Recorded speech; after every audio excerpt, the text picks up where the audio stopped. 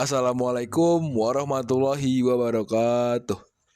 Teman-teman, sebelum kita mulai, coba kita bayangkan satu hal. Kalau tidak ada gaya, apa yang terjadi pada bangunan, kendaraan, atau kita yang sedang berdiri? Dari pertanyaan itu, kita akan masuk ke materi mengenal tentang gaya. Nah, sebelum kita masuk ke materi, ada peribahasa, jika tak kenal maka tak aruf. Baik, kita perkenalkan anggota kelompok 3 Teknik Sipil 1B. Yang pertama itu ada saya, Moch Raihan Awalin. Yang kedua, Kaila Laisa Fatihah. Yang ketiga, Emrian Azaki. Yang keempat, Muhammad Rizky. Yang kelima, Farhan Nurdin. Dan setiap anggotanya memiliki tugas yang berbeda. Sekarang kita masuk ke materi. Apa itu gaya? Pernahkah kalian mendorong pintu tapi pintu tidak bergerak? Nah, gaya adalah tarikan atau dorongan yang dapat mengubah keadaan benda. Dalam teknik sipil, gaya bekerja pada bangunan, jembatan, dan struktur lainnya. Adanya gaya dapat membuat benda yang semula diam menjadi bergerak, mempercepat atau memperlambat gerak benda, mengubah arah geraknya, serta mengubah bentuk benda. Gaya memiliki berbagai jenis. Pada video kali ini, kami akan membahas 3 jenis gaya, yaitu yang pertama, gaya normal, yang kedua, gaya gravitasi, dan yang terakhir, gaya gesek. Ketiga gaya ini sering kita temui dalam kehidupan sehari-hari maupun dalam dunia teknik.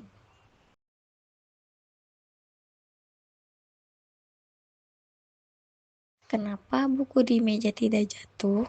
Karena ada gaya normal.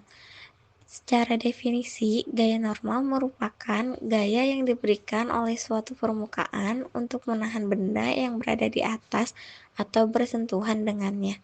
Dalam teknik sipil, gaya ini seperti fondasi menahan bangunan. Selanjutnya, kita akan membahas gaya gravitasi yang dimana bersangkutan dengan gaya normal. Kenapa benda jatuh ke bawah? Itu disebabkan oleh gaya gravitasi. Gaya gravitasi merupakan gaya tarik-menarik yang terjadi antara dua benda yang memiliki massa. Dalam teknik sipil, gaya ini seperti menentukan beban bangunan. Hubungan gaya normal dan gravitasi. Pada kondisi tertentu, gaya normal sama besar dengan gaya gravitasi, tapi arahnya berlawanan. Pada lereng atau lift, besar gaya normal bisa berbeda. Gaya gesek. Sekarang kita masuk ke gaya gesek. Coba bayangkan, kenapa kendaraan bisa berhenti walaupun mesinnya dimatikan. Itu terjadi karena adanya gaya gesek. Gaya gesek adalah gaya yang muncul ketika dua permukaan saling bersentuhan dan bergerak atau berusaha bergerak satu terhadap yang lain. Arah gaya gesek terlalu berlawanan dengan arah gerak benda. Contohnya, gesekan antara ban kendaraan dan permukaan jalan. Semakin kasar permukaannya, maka gaya geseknya semakin besar. Dalam teknik sipil, gaya gesek sangat penting. Misalnya, untuk mencegah kendaraan tergelincir di jalan atau mencegah bangunan bergeser di atas tanah. Faktor munculnya gaya. Sekarang kita bahas faktor yang mempengaruhi munculnya gaya.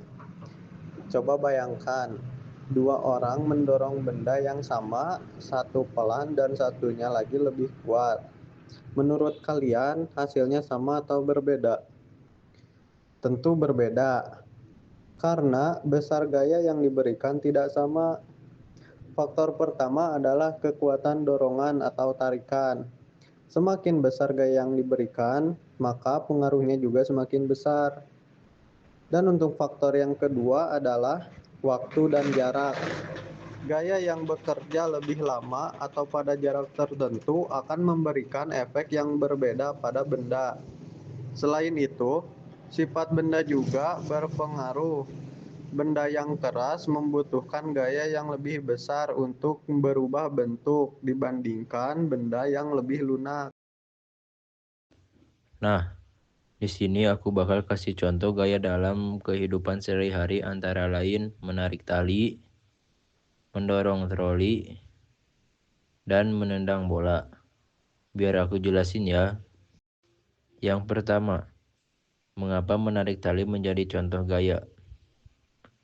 Menarik tali termasuk gaya tarik yang berasal dari gaya otot manusia. Ketika tali ditarik, gaya otot bekerja pada tali sehingga tali bisa bergerak atau menjadi tegang. Jadi, menarik tali sama dengan gaya atau gaya tarik. Yang kedua, mendorong troli. Menurut kalian itu termasuk gaya apa? Mendorong troli termasuk gaya dorong yang juga berasal dari gaya otot. Akibat gaya dorong tersebut, troli yang awalnya diam dapat bergerak. Di sini juga terdapat gaya gesek antara roda troli dan lantai. Tetapi gaya utama yang menyebabkan troli bergerak adalah gaya otot. Jadi, pada contoh mendorong troli terdapat gaya otot dan gaya gesek, namun karena yang menyebabkan troli bergerak itu gaya otot, maka contoh ini termasuk ke dalam gaya otot. Yang terakhir, menendang bola, tapi buat contoh yang ini aku mau tes kalian dengan cara kasih contoh soal. Di sini nih, mengapa bola diam bisa bergerak setelah ditendang? Ada yang tahu gak jawabnya apa? Kalau tahu, coba komen di kolom komentar.